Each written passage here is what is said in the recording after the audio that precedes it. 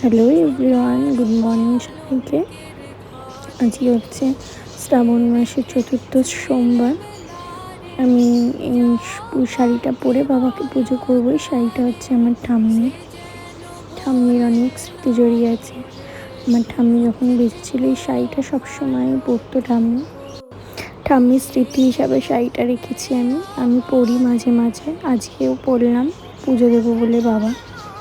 এখানে বাবার ভোগ বানাচ্ছিলাম। প্রথমে পায়েস করেছি, তারপরে ফ্রাইড রাইস, ছানার কোফতা আর হচ্ছে চাটনি। আমার বাবার ভোগ বানানো হয়ে যাওয়ার পর আমি রেডি হয়ে নিয়েছিলাম, একটু আলতা পরে নিয়েছিলাম পায়ে। তারপরে বাবাকে স্নান অভিষেক করলাম।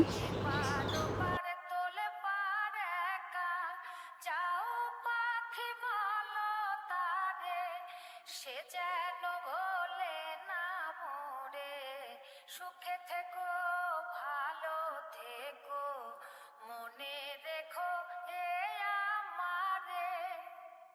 মেঘের উপর আকাশ ওড়ে, নদীর ওপার পাখির বাসা, মনে বন্ধু বড় আশা।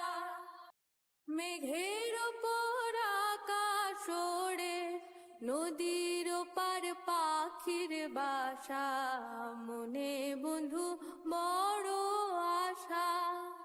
যাও পাখি যারে উড়ে, তারে এরপর বাবাকে অষ্টগন্ধা লাগিয়ে নিচ্ছিলাম।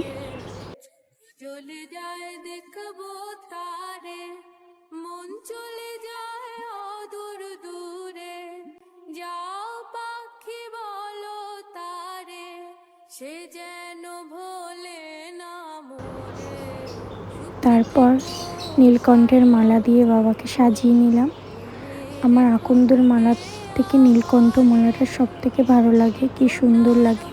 আর বাবার গায়ে মানায়ও নীলকণ্ঠটা। তারপর বাবাকে ফুল দিয়ে সাজিয়ে নিয়েছিলাম। এরপর বাবাকে ফল নিবেদন করলাম 5 রকম। তারপর বাবার আরতি করছিলাম।